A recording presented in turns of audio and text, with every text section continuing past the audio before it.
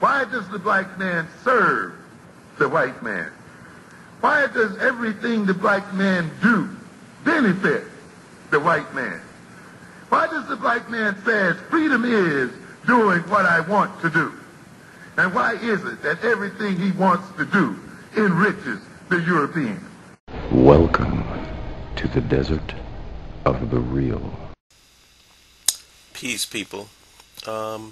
I was talking to a friend of mine, and needless to say, it was frustrating. What we were talking about was the State of the Black Union. You know, that thing that they have every February, every year. The vision and direction of our people is a collective one. We all represent different points of view, specifically for the whole, and not just for ourselves. It's a natural phenomenon of nature that the cultural body has different ways of looking at reality so that it can problem solve and be creative. My biggest problem with these forums is this, like the State of the Black Union.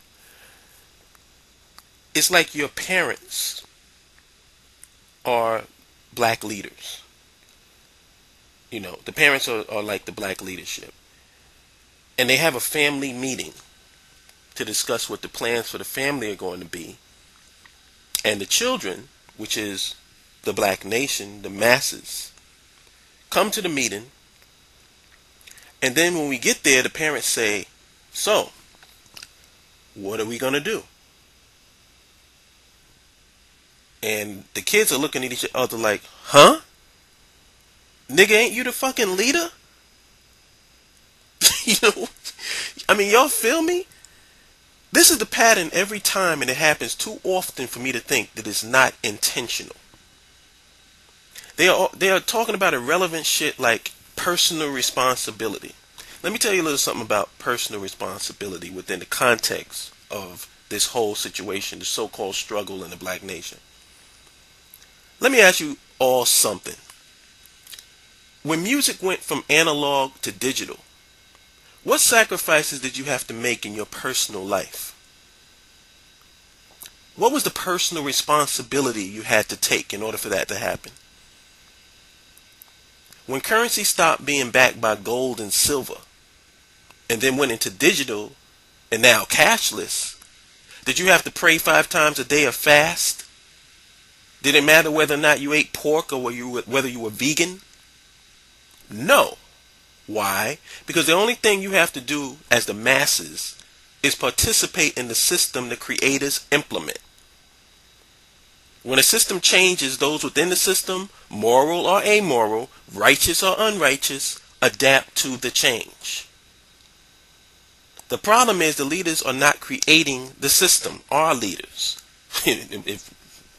I'll get back to that later. They're talking about creating it. Year after year after year after year. And this is why black people don't frustrate me. The masses of black people working in 9-to-5s don't frustrate me. Because the average black person has to worry about issues like food, clothing, and shelter, and taking care of their family or themselves, absent a socio-economic and political infrastructure provided by their people that can protect and help them. They don't have time to be mapping out socio-economic and political blueprint for the black nation. They are not the problem. Their dysfunctional behavior in light of this absence is at best a nuisance, an irritant, or an annoyance to me. Black leadership, black representatives, black elected officials, black unelected officials are the problem.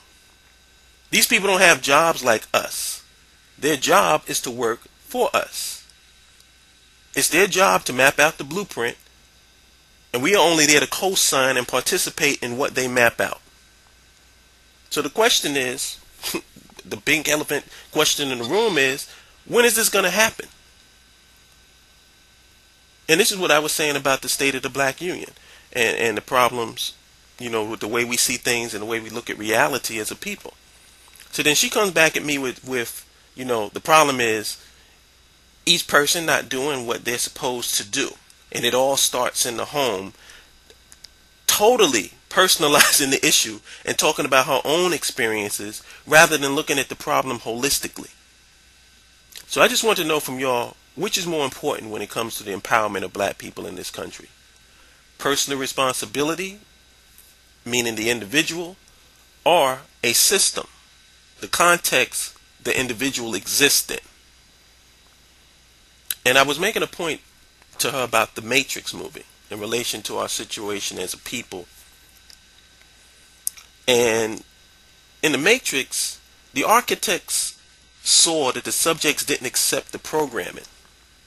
And instead of bitching and moaning and complaining and Bill Cosby, engaging in all this Bill Cosbyism about how the subjects act or don't act and how this one ain't acting right, you know what they did? They went back to the drawing board, dig deeper into the behavior of the subjects, saw how they operated and related to reality, and then came back with a system the subjects would accept.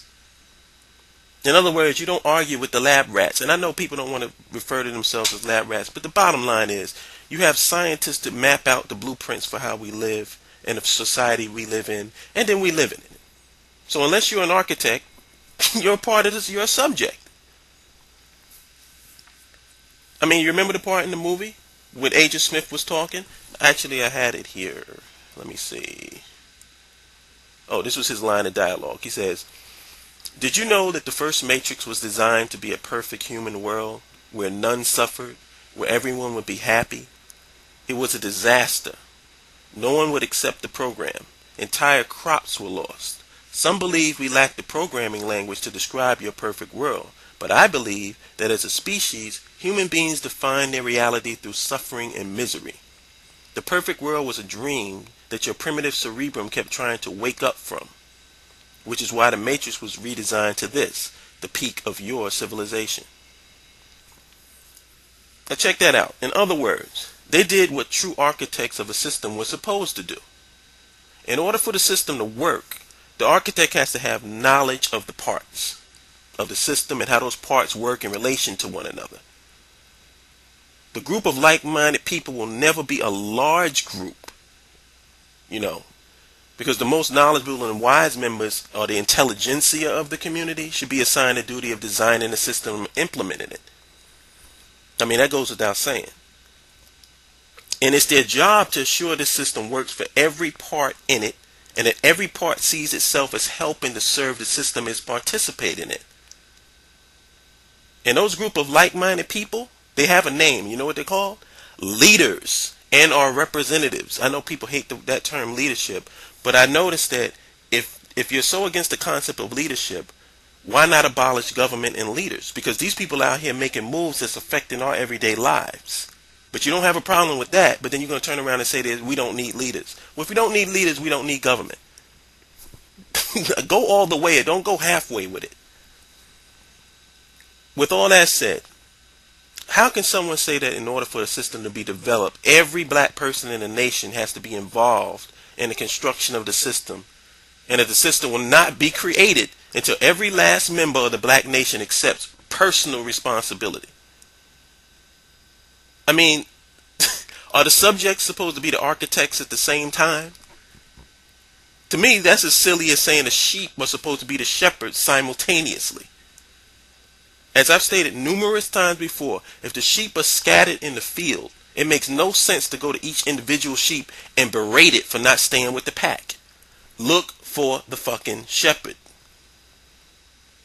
I mean, to make it more, I guess, bring it down to earth, or in layman's term, can a group of guys in street clothes beat the New York Giants in a football game?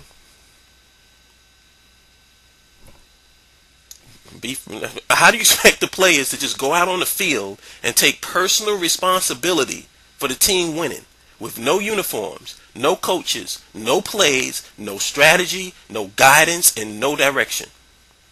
I mean, come on. Why is it within those contexts we have a total understanding, overstanding, and understanding, and try to use a new set of rules when it comes to our own black asses? Anyway, I'm going to leave you with my man Mike Singletary, because he put it best And he was using this in a different context than I am, but if you pay attention to what he's saying, just apply it to where I'm going with this. All right? Peace. You know what? This is how I believe, okay? I'm from the old school. I believe this. I would rather play with 10 people and just get penalized all the way until we got to do something else, rather than play with 11 when I know that right now that person is not sold out to be a part of this team. It is more about them than it is about the team. I cannot play with them, cannot win with them, cannot coach with them, can't do it. I want winners. I want people that want to win.